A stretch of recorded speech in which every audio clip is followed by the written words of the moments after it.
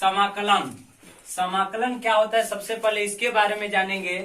समाकलन का मतलब होता है छोटे छोटे खंडों को जोड़ना।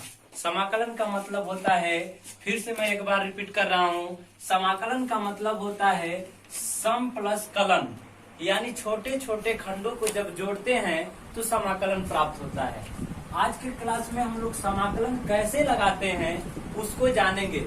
बहुत अच्छे तरीके से बताऊंगा इसको, ताकि सभी लोग को जो है सही तरीके से समझ में आ जाए और बिल्कुल सामान्य तरीके से सभी लोग को समाकलन आ जाएगा। तो इससे पहले समाकलन लगाने से पहले सबसे पहले हम लोग कुछ फार्मूले हैं, उस फार्मूला को हम लोग देख लें। उसके बाद आगे एग्जाम्पल देकर एग्जाम्पल के माध्यम से हम आप लोग को समाकलन सिखाएंगे। चलिए अब देखते हैं। यहाँ पर पहला फार्मूला है हमारा, ये सबसे पहले जानेंगे। ये जो प्रतीक है ये समाकलन का है। ये प्रतीक जो भी है ये प्रतीक समाकलन का है। यहाँ पर समाकलन x के power n dx equal to x के power n plus 1 by n plus 1 plus c। अब यह समझेंगे कि c कहाँ से आया। सबसे पहले इसको भी हम समझेंगे, बहुत ही जरूरी है कि यहाँ पर c कहाँ से आया। एक हम एग्जाम्पल के लिए मान लीजिए कि एक पेज लेता हूँ। एग्जाम्पल के लिए एक हमने पेज लिया, ठीक है। अगर इस पेज को मैं छोटे छोटे टुकड़ों में ऐसे फाड़ूंगा, देख रहे हैं सभी लोग, इसको टुकड़े को जब तोड़ूंगा इस तरह, तो जितने इसके खंड करेंगे ये सब खंड हो गए। मान लीजिए कि इस कागज के जो इस तरह जो है 4 खंड हो गए। ये जो है ऐसे खंडों को जब बड़े से कागज के टुकड़े को छोटा छोटा खंड किया जाता है तो इस खंड को कहते हैं अवकलन। इस खंड को कहते हैं अवकलन। क्या कहा जाता है? अवकलन कहा जाता है, ठीक है। अब आगे देखिए, अब इस छोटे छोटे टुकड़े को जब हम सब टुकड़े को एक साथ इकट्ठा करके सबको जोड़ेंगे जब, तो इसको कहते हैं, जोड़ने को ही कहते हैं हम लोग समाकलन। अब एक चीज तो जाहिर सी बात है कि इसको जब हम लोग तोड़े हैं, इसको जब जोड़ेंगे तो उस तरीके से नहीं जोड़ पाएंगे। इसमें कुछ न कुछ अंश बचा रह जाएगा, कुछ न कुछ त्रुटियां बची रह जाती है। इस त्रुटियां को पूरा करने के लिए हम यहाँ पर c कांस्टेंट देते हैं। बात सबको आप समझ में आ जानी चाहिए आप लोग को कि c यहाँ पर क्यों दिया जाता है। c इसलिए दिया जाता है कि जो छोटे छोटे अंशों को तोड़ा जाता है तो इसको अंशों को तोड़ने में कुछ न कुछ त्रुटियां रह जाती है। उस त्रुटि को पूरा करने के लिए हम लोग c लगाते हैं। अब आगे देखते हैं समाकलन एक्सपोनेंशियल x dx। फिर थर्ड नंबर है समाकलन integration 1/x dx equal to log base e mod x plus c। अगला देखेंगे, अगला हमारा फॉर्मूला है, चौथा फॉर्मूला a के power x dx equal to ax by log e log base e a plus c। अगला देखेंगे समाकलन sin x dx equal to minus cos x plus c। अगला देखेंगे, अगला हमारा 6 है cos x dx equal to sin x plus c। अगला है sec x square dx equal to tan x। अगला है cos x square x dx equal to minus cot x plus c। Next देखेंगे sec x into tan x dx का integration करेंगे तो आएगा sec x plus c।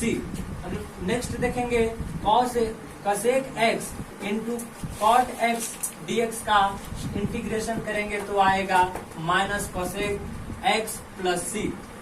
Next समाकलन 1/√1 minus x square dx equal to sine inverse x plus c। Next देखेंगे 1/1 plus x square dx equal to tan inverse x plus c। अगला देखेंगे 1/x √x square minus 1 dx equal to sec square minus sec square x plus c। अगला next देखेंगे समाकलन ax plus b के power n dx equal to ax plus b by के power n plus 1 by a कोष्टक में n plus 1 plus c। अगला next देखेंगे dx by ax plus b equal to 1/a log mod में ax plus b plus c. Next exponential ax dx equal to 1/a exponential ax plus c. अब next देखेंगे 17 number dx समाकलन dx a square plus x square equal to 1/a tan inverse x by a plus c. 18 देखेंगे dx by under root a square minus x square equal to sine inverse x by a plus c. आज हम चलिए अब आप लोगों को हमने कुछ फार्मूला दिखाए थे, अब जो इस फार्मूले के आधार पर जो है हम समाकलन लगाना सिखाएंगे। देखिए कैसे समाकलन लगाते हैं। जैसे हमने यहाँ पर जो है 4 एग्जाम्पल लिए हैं। 4 एग्जाम्पल में बारी बारी से सबको बनाएंगे और आप लोग को समझाने का प्रयास करेंगे कि समाकलन कैसे लगता है। बिल्कुल यहाँ आप लोग इस क्लास को सभी लोग अगर अनिवार्य रूप से देखेंगे तो बिल्कुल सभी लोग को जो है समाकलन करना सीख जाएंगे। सापेक्ष समाकलन करें, समझेंगे इसको कैसे समाकलन करेंगे। अब इस फंक्शन को समाकलन करने के लिए 16x प्लस 7 dx, क्योंकि x के सापेक्ष करना है इसलिए dx रखेंगे यहाँ पर। अगर यहाँ y के सापेक्ष करना होता तो यहाँ dy रखते। अब आगे देखेंगे, अब इसका जब समाकलन करेंगे तो जैसे हम लोग डिफ्रेंशिएशन करते थे, जैसे मान लो कि इसका अगर हम लोग को डिफ्रेंशिएशन करना है तो डिफ्रेंशिएशन कैसे करते, इसमें जो भी कांस्टेंट है उसको पहले बाहर करते थे, उसके बाद जो है वेरिएबल का जो है हम लोग डिफ्रेंशिएशन करते थे। तो यहाँ पर 16 को बाहर किए और वेरिएबल x के पावर 7 का जो है हम लोग डिफ्रेंशिएशन किए। तो सीधे हम लोग इसमें भी जो वेरिएबल है हमारा, इस वेरिएबल को बाहर जो कांस्टेंट है उस कांस्टेंट को हम लोग बाहर करेंगे, यानी 16 को बाहर करेंगे और x के पावर 7 dx करेंगे। अभी हमने फार्मूला लिखवाए थे, उस फार्मूले में भी लिखवाए थे कि समाकलन x के पावर n dx बराबर x के power n plus 1 by n plus 1। यहाँ देखेंगे, यहाँ जो है यक्स है और x यानी n के जगह पर यहाँ 7 है, तो यहाँ पर हम लोग लिखेंगे x 7 प्लस 1 बाई 7 प्लस 1। तो आगे देखेंगे 16 ये हो जाएगा x की पावर 8 बाई इस 8।